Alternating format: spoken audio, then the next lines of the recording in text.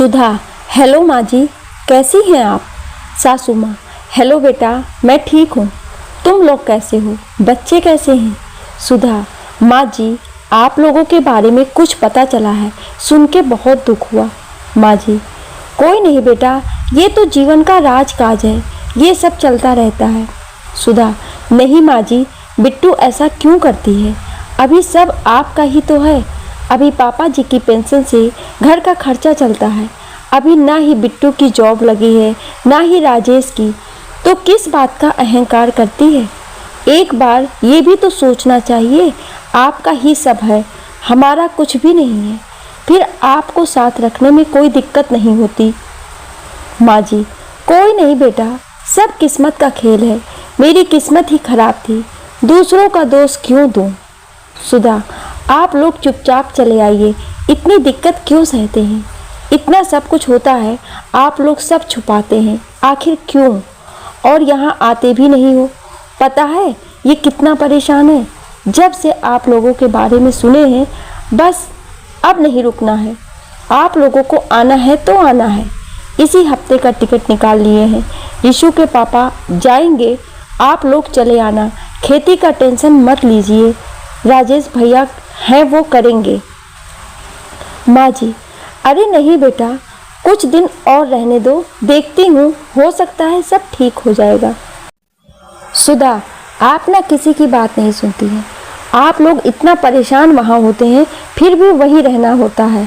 सारा काम भी करती हैं और बातें भी सुनती हैं, जबकि यहाँ कोई काम नहीं करना होता। नौकर चाकर लगे हैं, बस बोलना होता है आप लोगों को कि क्या खाना है। सब समय से बिस्तर पर ही मिल जाता है, फिर भी आप लोगों को यहाँ अच्छा नहीं लगता है। बहुत मुश्किल से 6 महीने तक रुकते हैं। माँ जी। बेटा, हम लोगों को गांव में सुकून मिलता है, वहाँ हमें कोई जानने वाला नहीं होता है। यहाँ 10 लोग सुबह शाम दरवाजे पर आते रहते हैं, हम लोग वहाँ ऊब जाते हैं। यहाँ खेती बाड़ी का भी रहता है, कौन देखेगा बेटा? इसी बहाने लोगों से बातचीत हो जाती है, लोगों का आना जाना लगा रहता है। अरे गांव के लोग बहुत सहयोग करते हैं। आऊँगी, कुछ दिन और देख लूँ। सुधा। बस माँ जी, अब नहीं रहना है वहाँ आप लोगों को। और एक बात, अगर आप मेरे साथ भी नहीं रहना चाहती हैं तो कोई नहीं, हम कहीं 2 रूम सेट लेकर दे देंगे। एक नौकर रहेगा, बनाएगा खिलाएगा, बच्चे और हम लोग आते जाते रहेंगे। हम लोगों के नज़र के सामने रहिए, अब वहाँ नहीं रहना है। समाज क्या कहेगा? एक बेटा बहू अपने साथ नहीं रख रहे हैं तो दूसरा भी नहीं कर रहा है। हम लोगों के पास इतना समय नहीं है कि घर आएं और आप लोगों के साथ रहें। हम लोग बेटा बहू का फर्ज नहीं निभा पा रहे हैं। माता पिता के लिए हम लोग कुछ भी नहीं कर पा रहे हैं। जब हम अपनी माँ की सेवा नहीं करेंगे तो हमारे बच्चे भी तो यही सीखेंगे। जो जैसा करता है वैसा भरता है।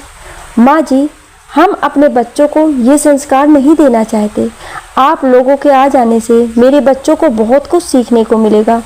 बाबूजी बच्चों के साथ कितना खेलते हैं, ये सब मुझे बहुत अच्छा लगता है। माँ जी, चलो ज़्यादा मत याद दिलाओ कि आज ही हम लोग चले आएँ। ठीक है बेटा, आती हूँ। अब सब लोग एक साथ खूब मस्ती करेंगे। सुधा बेटा, चलो बहुत लंबी बात हुई, आती हूँ, तब बाकी बातें होंगी। अब आ रही हूँ। तुमने और बच्चों ने इतना प्यार दिया है कि सब याद करती थी, लेकिन अब साथ साथ खेलेंगे, एक साथ खाएंगे। सुधा। ठीक है माँ जी, पैकिंग कर लीजिएगा, परसों ये निकलेंगे। कुछ लाने की ज़रूरत नहीं है, बस 2 सेट कपड़ा रखिएगा बस। अच्छा, अब रखती हूँ फ़ोन। प्रणाम माँ जी। सुधा। 2 दिन बाद। सुनिए, आपका बैग पैक कर दी हूँ, और एक बात, आप वहाँ किसी को कुछ मत बोलिएगा।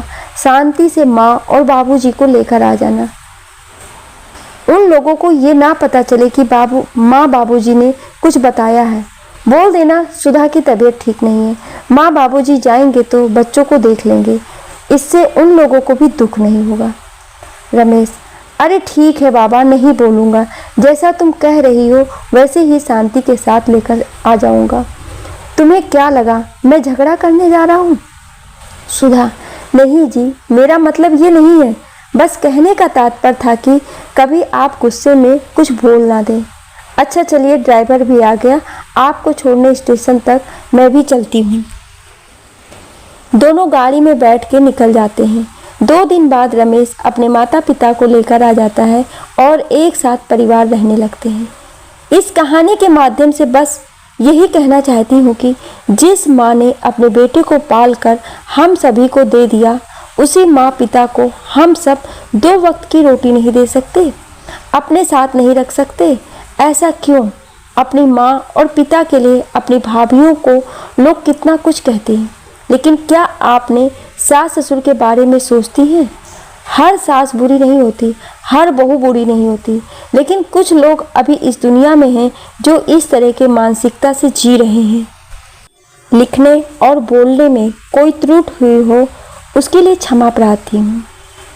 आपको ये कहानी कैसी लगी हमें कमेंट करके ज़रूर बताएं और ऐसी ही कहानियाँ सुनने के लिए हमें सब्सक्राइब जरूर करें।